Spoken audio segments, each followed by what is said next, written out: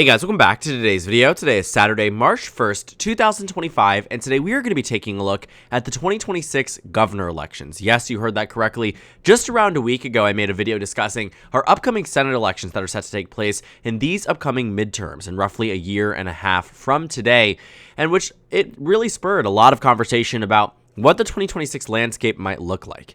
Now, I know you might have some initial reservations or hesitations about predicting these elections very early on, and to be honest with you, I'm with you on that front. But I equally think it's valuable to take a look at where the governor races pretty much start out at when we're talking about a race where we know very little about many of the candidates who are running in open and competitive races, as well as the fact that many of these races simply just evolve over time, but give us initial snapshots that will be useful as points of comparison later down the line. Back in 2021, I started my wave of 2022 election predictions arguably very early on, and believe it or not, some of the ones that were done earlier on tended to be more accurate given that they resorted to some of the more fundamentals that ended up being the actual results compared to what some of the hyper-sensationalization around the generic ballot and the president's approval might have led us to believe closer to that election. And I'm not saying that these election predictions in 2025 should be or are expected to be the most accurate. Obviously, as you get closer to an election, the expectations there are that you do, in fact, get more accurate and understand more data and adjust your prediction as such. But I do think there is value, absolutely, in looking at where the race stands today, what it looks like without any hard hitters in many of these races, as most of these candidates, the majority of them, including incumbents, have yet to declare re-election or election in the first place, which is why it's so interesting. Another big reason why I think it's important to look at is because of the severe amount of open and contested races this time around. Very often in Senate and House races, mainly the congressional sum, you find that incumbents typically win re-election by a success rate of roughly 80 to 90%, depending if you're talking about the Senate or the House, meaning that it's very difficult to go after incumbents in primaries and in regular elections, whereas governor elections very often are very different. And parties, too, really don't matter as much when it comes down to the gubernatorial level. Yes, certain states are going to revert to their priors and vote for Democrats and Republicans because that's who they fundamentally believe are best not only for their state, but also the country. You can see that as many of these states line up with how they voted in the 2024 election. But there are a lot of states on here, too, that didn't vote the same way that the presidential ballot did, even if they voted that way time and time again.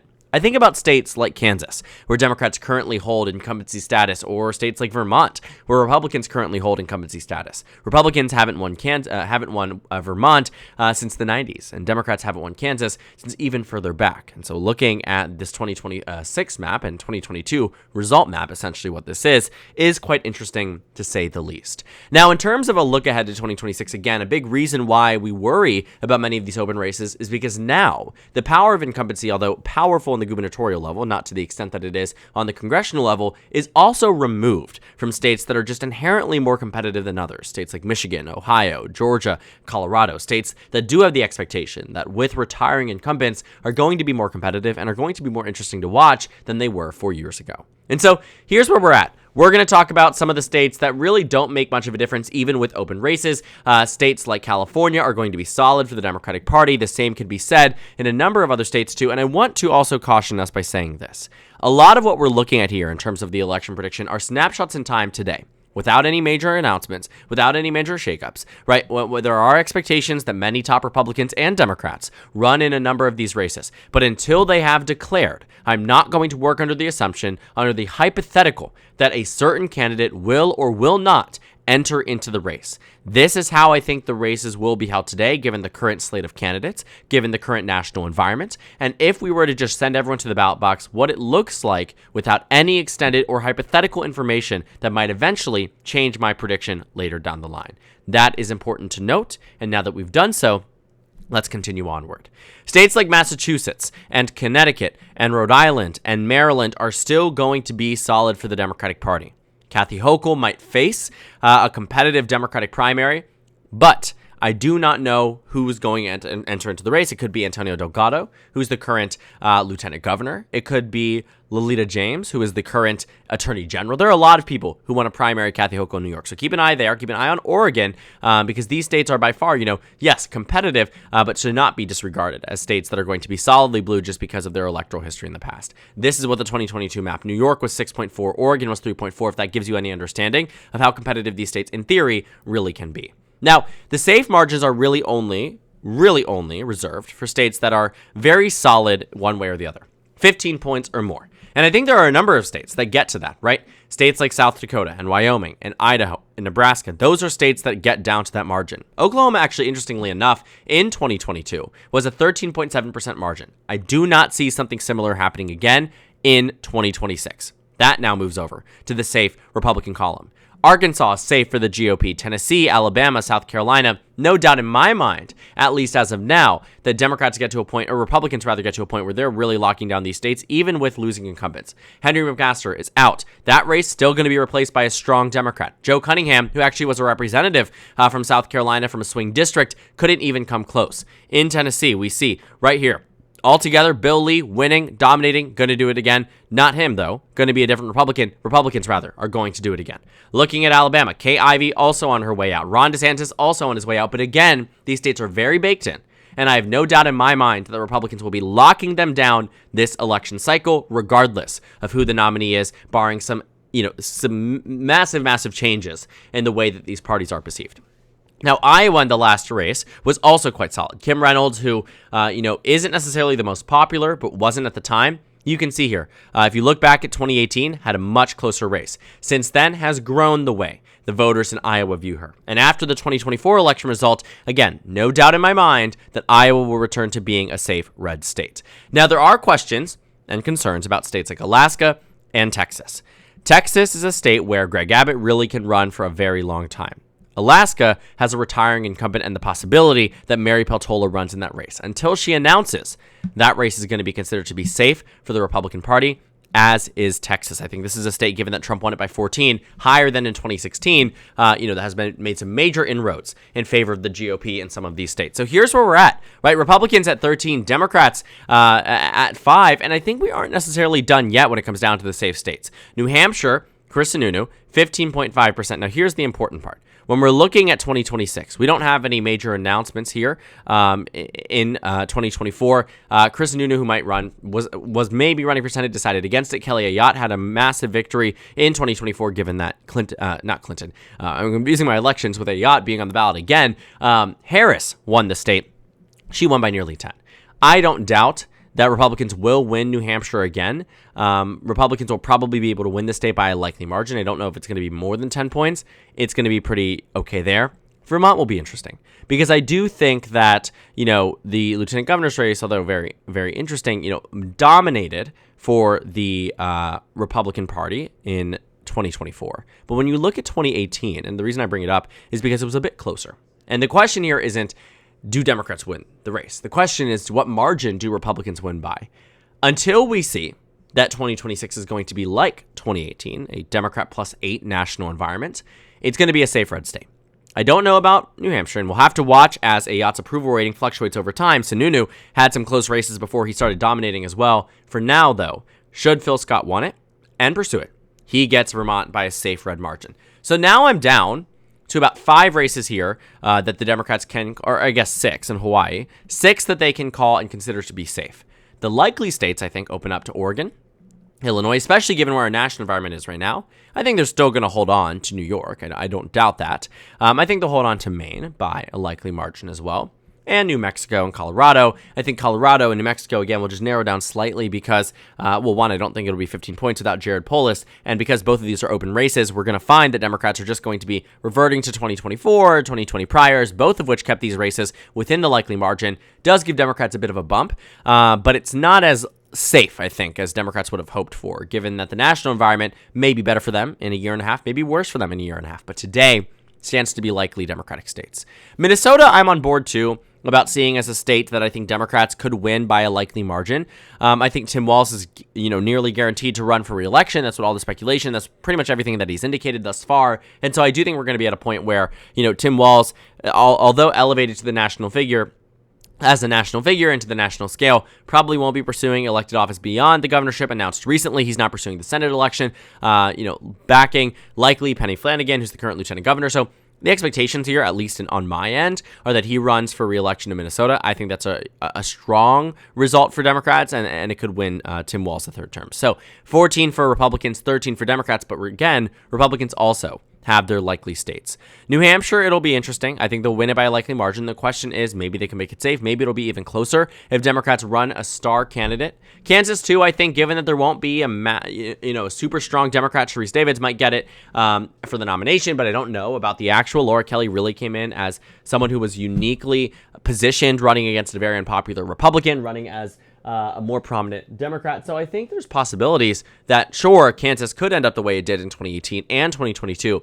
I'm just not seeing it now. So 16 for the Republicans, 13 for the Democrats here. We're not done in terms of Republicans winning states by likely margins. Sherrod Brown really could shake up Ohio, but with Vivek Ramaswamy at the top of the ticket on the GOP side, even though I do think he's a bit more extreme, or perceived as a bit more extreme than Trump, I don't think that Ohio is going to be a state that narrows down to 5, 4, 3, 2 points, or potentially even goes to the Democrats. Ohio is still going to be that Republican state, and I think we're pretty solid where we are right now. So Ohio there for the Republicans. Now we're down to roughly the 6 toss-up races: Wisconsin, Michigan, Pennsylvania, Arizona, Nevada, and Georgia. Now, a lot of these will be real tests for Democrats for 2028. They will be the tests of, in a post-Trump election and second Trump presidency era, are we at a point where now we are seeing pushback from previously Democratic states, areas that are typically competitive against the Democratic Party, or will we see it against the Republican Party? I think Democrats still hold on to Wisconsin. I think it's going to be close. Tony Evers can run for re-election. Chances are that he will. Michigan is a bit trickier. I still think Democrats hold on to it, even with Mike Duggan in the race, but it requires the right type of Democrat winning the nomination. As of right now, I don't know if that's a guarantee. Pete Buttigieg might get it. We could see Dana Nessel get it, Jocelyn Benson get it. We don't know. It's up in the air, but I still believe that given it's going to be likely a favorable midterm, today I think I would still call it a favorable midterm. Wisconsin, Michigan hold on as Democratic states. Now, Josh Shapiro, also as a unique candidate right now, I think would win by a very, substantive margin. One that I think would set him up well for 2028. Yes, 2022 was extenuating circumstances. He ran against a January 6th-er, a state senator who received no support from the National Party, but at the same time, Shapiro has consistently been an overperformer. He is the most voted for Democrat in Pennsylvania history, most voted for candidate in Pennsylvania history. And when you take a look at the 2020 margin, he outpaced Biden. 16, he ran alongside the same ballot Trump won, outpaced Biden, and then did it again in 2022. And it stands to reason that he would do it again in 2026. Pennsylvania likely blue, Michigan is an open race, lean blue, Wisconsin with Tony Evers lean blue, brings us up to 16 for the Democratic Party. Now, down to these 3 toss-up races. Donald Trump's approval rating today is hovering at roughly plus 0.5%. Half a point in the advantage, but it's not necessarily good given that we're at an 8-point decline from roughly a month ago. And that's pretty big. I mean, that is something you cannot ignore. I think on multiple ends, Donald Trump and the Republican Party can be disconnected. Donald Trump might go under, and Republicans still might perform quite well in many of these races. But as 2018 taught us, it has become very difficult for the Republican Party to differentiate themselves from that of the MAGA movement, from that of the second administration, and arguably, the more that Donald Trump does that is visible, the less he is liked by the American public. His approval rating has gone down 8 points in a month. That is, in any other terms, a huge decline. A huge decline, even more than what Biden saw around the Afghanistan withdrawal. So when you're looking, and although Trump still maintains himself because he built up, arguably, a very impressive, bank of voting pool support when he came into the presidency, he's not immune to criticism. He's not immune to these things. So many of the Republicans aren't either.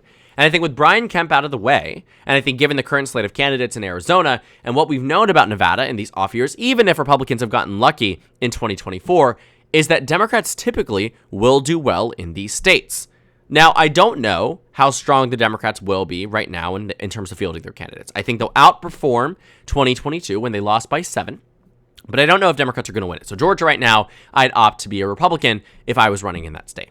Katie Hobbs, however, I think has faced uniquely weak candidates on the Republican side. And it's going to happen again in 2026 based on what we're seeing in the preliminary primary data, barring any type of major entrance by Doug Ducey again, which is not going to happen and is not possible. But somebody like him, who's as electable as him.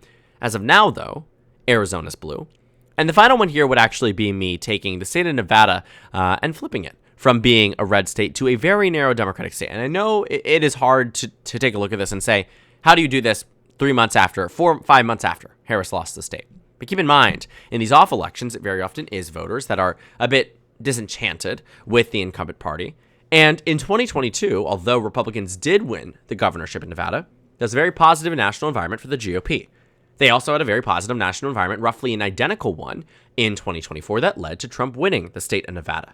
But it wasn't as large as Republicans would have hoped. And it doesn't set them in stone that, we would be in a point where Joe Lombardo is guaranteed to win re-election, because that's not where we're at. Nevada, I think, could change, and I think that Democrats, need really strong candidates to make this happen. But I do think, given what we know historically about many of these states, Arizona, Nevada, Georgia included, is that they'll likely vote how they have historically in off-cycle elections with Republican presidents. And given that Donald Trump has a unique turnoff feature for voters in Georgia, it matters, but I don't see a top-tier Democrat running yet in Georgia, but I do think it's absolutely going to be closer.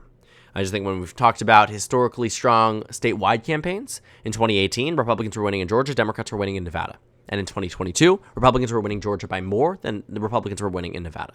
And so I think that although, Georgia was closer than Nevada in 2024, off years bring out different electorates, bring out different results. And in this case, I'd opt to be a Democrat in Nevada in 2026 and a Republican in Georgia as of right now today, which brings the Democrats and Republicans at even again. The numbers at large have not changed, but the parties representing some of the states have, and in terms of the margins, have set up general indicators and ideas of what we can think about not only for 2026, but for 2027, 2028, and beyond. And Democrats ultimately come away unscathed in terms of overall net, given that Kansas flips red, but Nevada flips blue, brings us to roughly even at 18-18. But still, a lot of work to do for both parties, and a lot that can change in a year and a half. So thank you guys so much for watching this video. Make sure to comment down suggestions below. Subscribe on the left if you haven't already, and check out the Instagram and Twitter. At the bottom of the screen, there's also a Discord server for you to go ahead and join. On the screen, there's a video you can watch, and then a playlist for my 2026 governor election analysis videos. Again, thank you guys so much for watching, and I will see you all later today.